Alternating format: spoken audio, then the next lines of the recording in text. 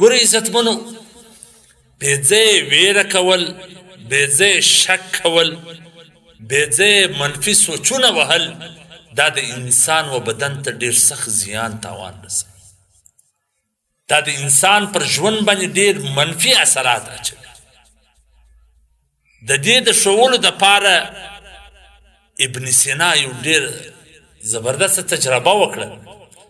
هغه دوه پسونه په یوه پنجره په جلا جلا پنجرو کې واچول، په یوه پنجره کې لیوه واچول.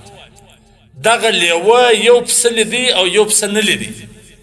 هغه کم پسه چې دا لیوه لیدی، د لیوه د ویرې څه د ده بدن داسې کمزوری سو، صحت خراب سو، اخر پسې مړ سو.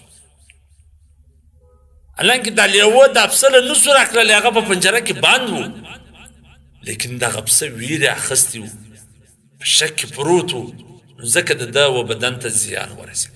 هغه بل پسه چې لیوه یې نه لیدی، هغه جګ جوړ روغ صحتمند.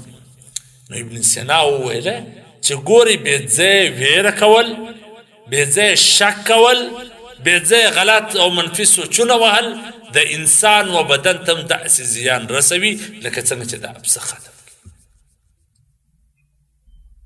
نو بې ځایه ځایه سوچونه، بې مقصده فکرونه، بې مقصد امیدونه، منفي سوچونه دا ستا و بدن ته داسې زیان رسوي لکه دغه پسه چې د دغه لیوه ویرې ختم کړي. ما بې ځایه ویره کوه، ما پاتو شکونه کوه او ما منفي سوچونه کوه، بلکې مثبت سوچ چې یو تاوان در ورسېدی په هغه باندې ډېر فکرمند کېدل نه، یو داسې بله ستړیا در ورسېدله، بس داسې دا د نصیب کارونه دي، دا د نصیب کارونه دي. مثلا داسې خپل زړه ته تسلي ورکوه. که یو تاوان خو راغلی دی، یو نقصان خو اوس هلې رالی، هغه ټیک دی، د نقصان د لرې کولو فکر سوچ وکړه، لیکن دا خپل زړه ته یو ډاډ ورکوه، یو تسلي ورکوه چې دا دنیا ده، دا وخت به تیر شي، ښه وخت به راشي، ښه ژوند به راشي. کوشش به نه پرېږدې، من جد فوجه ده چې کوشش کوې حاصله به کوې.